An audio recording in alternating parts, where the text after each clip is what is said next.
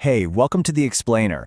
Today, we are going after a pretty huge goal, reading one book every single week for a whole year. Now, I know that sounds intense, but it can completely change your life, and trust me, it's way more doable than you think. Let's get into it. 52. That's the magic number. One book a week for a full year. And look, before you even start thinking it, no, this is not about some crazy speed reading trick, and you don't need to quit your job to have enough free time. This is all about having a smart approach that works for anybody, even if you feel like you're the slowest reader in the world. I know. Hearing 52 books a year can sound totally impossible. It feels like something only superhumans do, right? But what if I told you the things that are really holding you back have almost nothing to do with how fast your eyes move across a page? And this right here, this is the secret sauce. This isn't about just gritting your teeth and forcing a new habit. It's about a real transformation. It's about shifting your identity so that you become the kind of person who just, easily reads this much. We're going to keep coming back to this idea. All right, so before we jump into the how-to, we got to figure out the why not. You know, we all want to read more, but for a lot of us, our bookshelves are basically just fancy decorations. So let's get real about why that book is still sitting there on your nightstand untouched. So this is basically the battle for our brains in the 21st century, isn't it? On one side, you've got a book, which takes focus. And on the other, you have this non-stop fire hose of videos, news, social media, and texts. Our attention is literally the prize, and books are up against some seriously tough competition. And here's a weird paradox that you might totally recognize. Probably the single biggest thing stopping you from reading is that one book you started and then just lost interest in. It just sits there, kind of judging you, you know? And the guilt of not finishing it makes starting a new book feel like you're cheating on it. It causes total reading paralysis.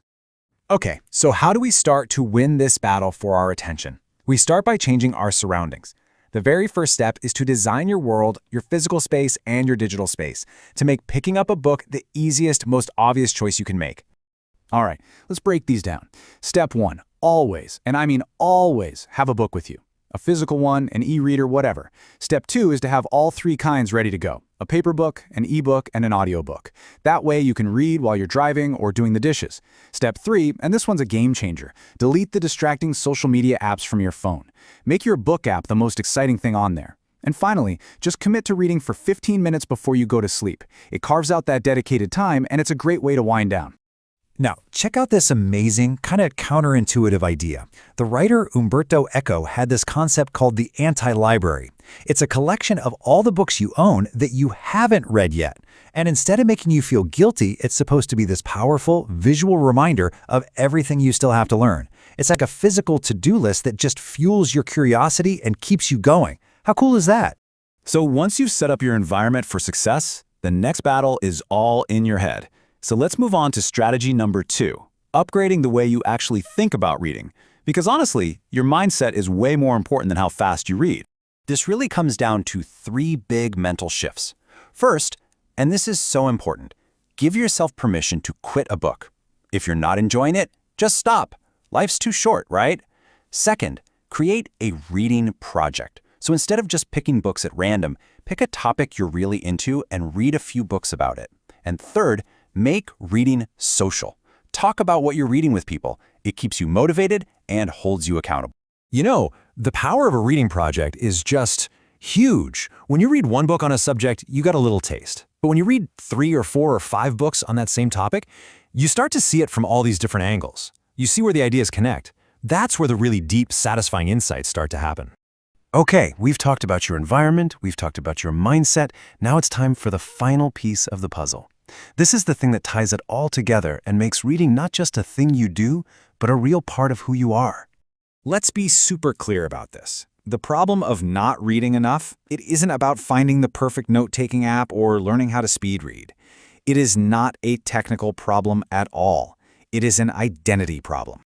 This quote just nails it. You can force yourself to do something for a little while with pure willpower.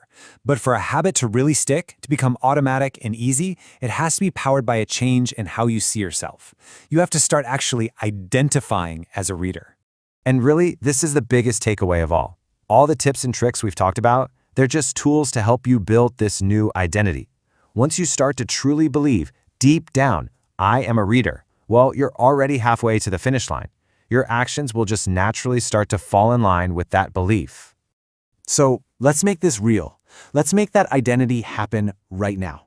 Forget about the big, scary number of 52 books for a second. Just focus on one. Think about that anti-library of yours, or that topic you've been dying to learn more about. This whole journey doesn't start next year or next week. It starts with one book. So what's it going to be?